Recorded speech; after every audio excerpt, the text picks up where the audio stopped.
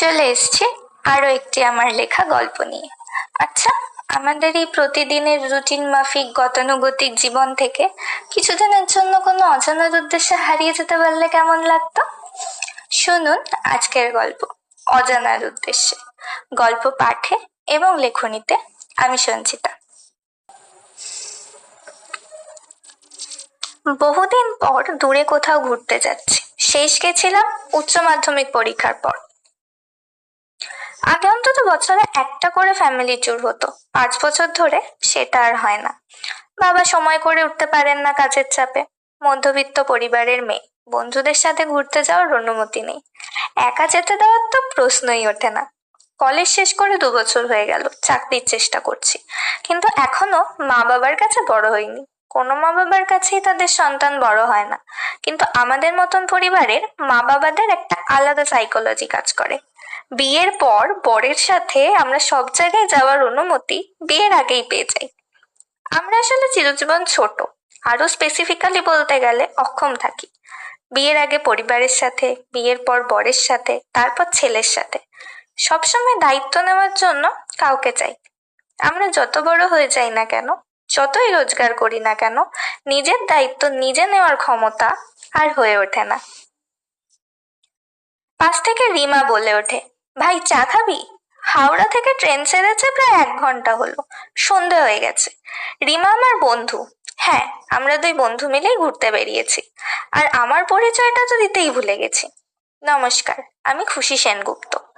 এবার প্রশ্ন হলো, 2 বন্ধু মিলে ঘুরতে যাওয়ার অনুমতি কি করে পেলাম? ওই যে বললাম 2 বছর ধরে চাকরির চেষ্টা করছি, কিন্তু বিশেষ সুবিধা করে উঠতে পারিনি কোনো দিকেই। অবসাদ ঘিরে ধরছিল, মুখে রুচি নেই, কারোর সাথে কথা বলতে ভালো লাগে না, নিজের ঘরের মধ্যেই বন্দি থাকি সারাদিন। আমার এই অবস্থা দেখে মা নিজেই একদিন বলেন, যা বাবু একটু হাওয়া পরিবর্তন করে আয়, ভালো লাগবে। আমি অবাক হয়ে জিজ্ঞেস করলাম, কার সাথে? রিমা তখন আমার ঘরেই ছিল। খুব এক্সাইটেড হয়ে বলে ওঠে, চল না আমরা দুজন মিলেই ঘুরে আসি। রাত হয়ে গেছে, ট্রেনে আশেপাশের সবাই ডিনার সেরে চাদর মুড়ি দিয়ে শুয়ে পড়েছে। Light off. আমি আর রিমা হেডফোন লাগিয়ে ফোনে কনজিউরিং দেখছি। ব্যাপারটা বেশ জমে গেছে। আমি ছোট থেকেই হরর মুভি দেখতে ভালোবাসি। সোনি 8-এর আহার ছিল ফেভারিট শো। কিন্তু রিমা ভীষণ ভয় পায়। আমি মজা নেওয়ার জন্য মাঝে মধ্যে নানা রকম আওয়াজ করে ওকে ভয় দেখানোর চেষ্টা করছি। একবার তো এমন চিৎকার করে উঠলো যে কম্পার্টমেন্টের অন্য সহযাত্রীদের থেকে গণধোলাই খায়নি এই অনেক। তারপর আমি আর মার খাওয়ার রিস্ক নিলাম না। চুপচাপ লক্ষ্মী মেয়ের মতন রিমাকে বললাম, চল এবার খানিকটা ঘুমিয়ে নি, সকালে নামতে হবে। রিমা বলে, আমি বাংকারে উঠে যাচ্ছি, তুই এখানে শুয়ে পড়। আমরা দুজন শুয়ে পড়ি। রাত তখন 2টো। একটু পরে রিমার গলা শুনতে পাই, খুশি, আমার কিন্তু ভালো লাগছে না, ভুলভাল আওয়াজ করা বন্ধ কর। কিন্তু কই, আমি তো কিছু করছি না। তবে হ্যাঁ, সত্যি একটা অদ্ভুত শব্দ শোনা যাচ্ছে। এক টানা নয়, 2-1 সেকেন্ড গ্যাপ দিয়ে দিয়ে। রিমা বাংকার থেকে নেমে এসে আমার পাশে বসে। আমিও কোন দিক থেকে শব্দটা আসছে বোঝার জন্য উঠে বসে পড়েছি।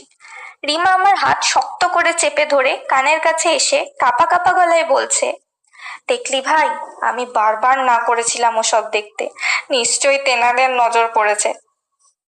অন্য সময় হলে হেসে উড়িয়ে দিতাম, কিন্তু এখন যে আমিও ভয় পাচ্ছি না সেটা একদমই নয়। উল্টো দিকের সিটে তাকিয়ে দেখি অন্ধকারে সাদা চাদর মুড়ি দিয়ে কে উঠে বসলো। রিমা ও মা গো বলে চিৎকার করে সবাইকে জাগিয়ে তোলে। কে একজন লাইটের সুইচটা অন করে।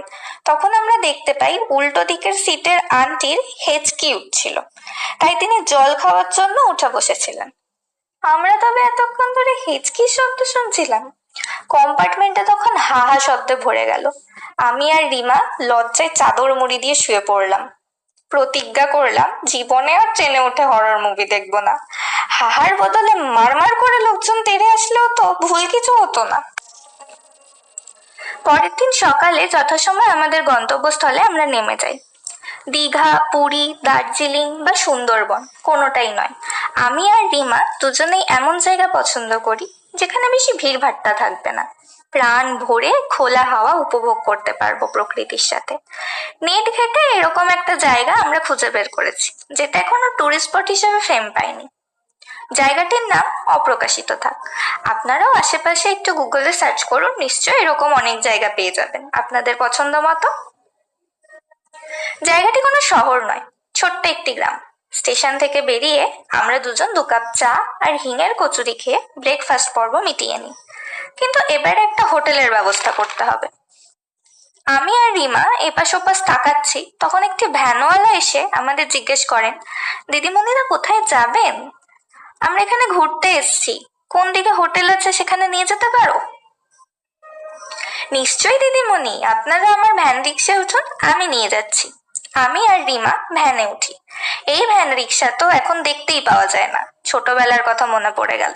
ভ্যান রিক্সার পিছনের দিকে পা ঝুলিয়ে বসতে খুব মজা লাগতো। আমি আর রিমা পিছনেই পা ঝুলিয়ে বসলাম। ব্যাগপত্র ভ্যানওয়ালা কাকুই তুলে দিলেন।